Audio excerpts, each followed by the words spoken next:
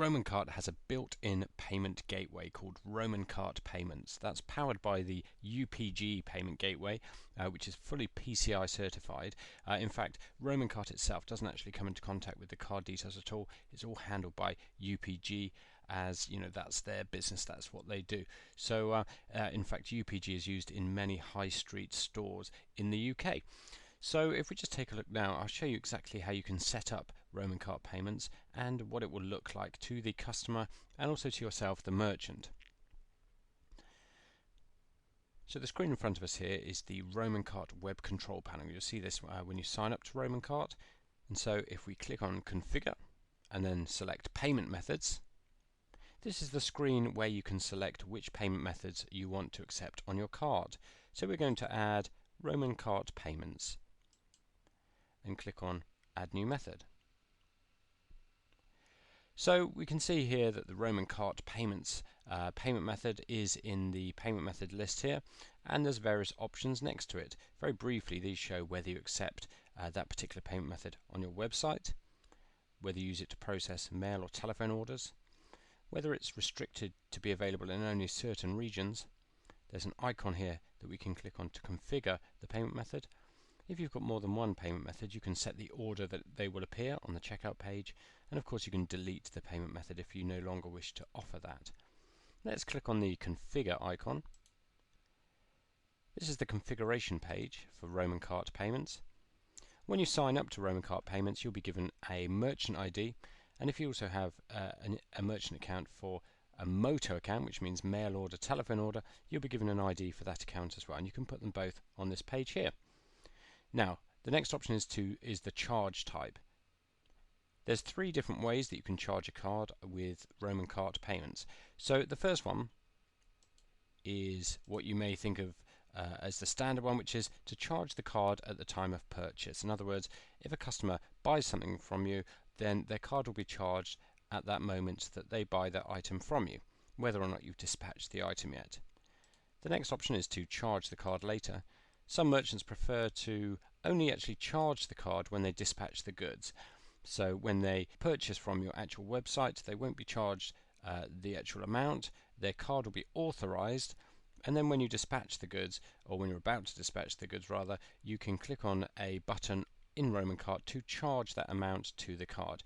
Now the advantage of that is obviously your customers will not get charged until you dispatch the goods. The disadvantage is that by the time you dispatch the goods, it's possible they may not have that amount on their card, in which case it would be declined at that point. So that's some things to consider. You can also cancel the payment if at that point you decide that you're not going to dispatch those goods for whatever reason. Another option here is to charge the card later if the order value is over a certain amount. Here we've got £20. So there's those three options there. Now let's move on to the 3D Secure settings. Now I'm sure you've probably seen 3D Secure. This is where when customers buy from you, they're asked to enter letters or a password that they've set up with either Visa or MasterCard. And you've got various options here. So if we just take a look at the drop down list. So you can say no. If you don't want to use 3D Secure, then you can say no to that. Why might you not want to use 3D Secure? Well, some merchants prefer not to, because of course it's a step, an extra step that your customers have to make. But on the other hand, your bank may want you to use it, and also in some cases, and you need to speak to your bank regarding this, but in some cases merchants can get liability shift, which means that essentially they're protected from chargebacks. But different banks have different rules on this, and it's worth speaking to them to confirm exactly how that would affect you. So the next option is yes, reject if the customer fails 3D Secure. So in other words, if they get the password wrong, then the transaction would be rejected. That's a standard way you might see this. The next option is reject if customer fails the 3D Secure check, but accept with no liability shift if there is a problem with 3D Secure. Now from time to time the 3D Secure system may not be available for whatever reason, and if that's the case, you may want to just accept those transactions. But generally speaking, if you do that, then there wouldn't be any liability shift on those transactions. So that's something to consider as well, but at least then you don't lose the order if the 3D Secure system isn't available. And finally, You can accept payments when the customer fails the 3D Secure check. We don't recommend this, but if a customer is buying from you and they get their 3D Secure password wrong, then this just lets you accept the payment anyway. So obviously that's a decision for you to make. So we'll just put this on the second option, which is yes, or the third option, which is yes. Reject if the customer fails the 3D Secure check, but accept with no liability shift if there's a problem with 3D Secure. You need to enter your 3D Secure password in this box here, and all this information you would be sent when you sign up to RomanCart payments. Now the boxes underneath are for address verification and card security code settings. So this is where the address of the cardholder can be checked between what they've entered on the checkout page and what the card schemes hold on their databases. And the way that these work is they don't actually check the entire address. What they do is they check the numbers in the address line 1 and also the numbers in your postcode. So it just checks those two values against what it's stored itself. So it doesn't validate the entire address, it just checks the numeric values on those two fields. So you can have that set up on your account. You need to speak to or contact RomanCart support to get that set up. And the second one here is require the CVV2 code on the card. So the CVV2 is called card security code sometimes, or CSC, and that's the 3-digit number that you'll find on the signature strip on a card. And again, contact RomanCart support to either switch this on or switch it off.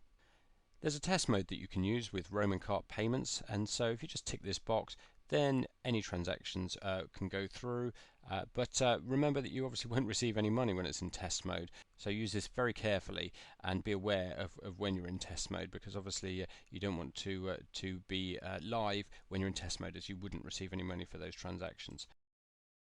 So moving down the page, you can see the emails, notifications and actions, and you can set the different emails that you want to send for each of the states, such as charged and chargeable, and you can decide whether they reduce stock, send the XML callback, or send you an SMS message to your phone as well. Finally, at the bottom, we've got the regional settings. At the moment, we've got this payment method is available to customers in any location. You can also select this payment method is only available to customers in these locations. For example, you might make this payment method only available to customers in the UK, but of course you can accept orders from all around the world using this payment method. So that's how you set up RomanCart payments. There's also a customize tab, and so you can customize what the page looks like where the customer enters their details, and you can simply add subheader and footer code to the payment page. By default it automatically will show your cart header anyway, so you can add extra code onto that page if you so wish. So if we go back there, so RomanCart Payments is a prepay system, so that means there's no monthly fees involved, and you simply buy credits in advance, and they are decremented as you use them. So if we just clicked on the View Buy link there so that you can see the credits that are available, we've got a credit pack of 10 that we purchased here, and there's 9 remaining because we've already done one transaction. Credits are valid for a year, and so you can see with these 10 they were purchased on the 28th of May 2012, and they expire on the 28th of May 2013. And here's the prices for the credits down here. You buy them in packs. It doesn't matter what upgrade level you're on. Any upgrade will allow you to use RomanCart payments and access the same prices. It just depends how many credits you buy in one go. So for example, if you just buy 10 credits, that costs £4, which works out at 40 pence per transaction. However, if you buy 10,000 credits, then that's £899, and that works out, of course, at 8.99 pence per transaction. So obviously, if you buy more credits in one go, it's cheaper, but remember that credit packs only last for a year, and they're non-refundable and non-transferable. So if I click on the back link here, we can see that it shows we've got 9 credits.